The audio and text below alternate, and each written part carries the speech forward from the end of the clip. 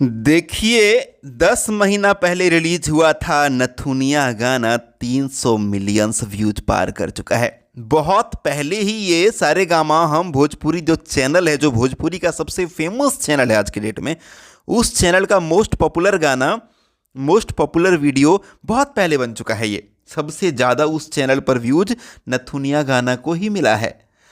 और अब जो है इस गाना का व्यू जो है सिंगल अपलोड, मैं बता रहा हूँ आपको, सिंगल अपलोडेड वीडियो जो कि एक बार अपलोड हुआ है उसमें 300 मिलियन से ज़्यादा व्यूज मिल चुका है।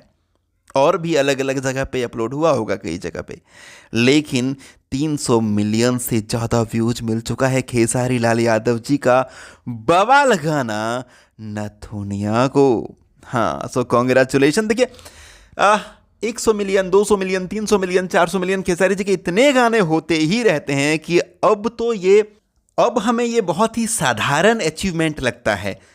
लेकिन आपको बता दें कि जी खेसारी लाल यादव जी के लिए तो ये आम बात है, लेकिन बाकी स्टारों के लिए बहुत बड़ी बात है।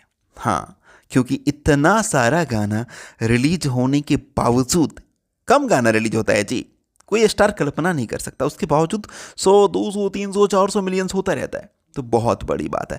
खैर, अपडेट था, आपको पसंद आया तो लाइक शेयर जरूर करें।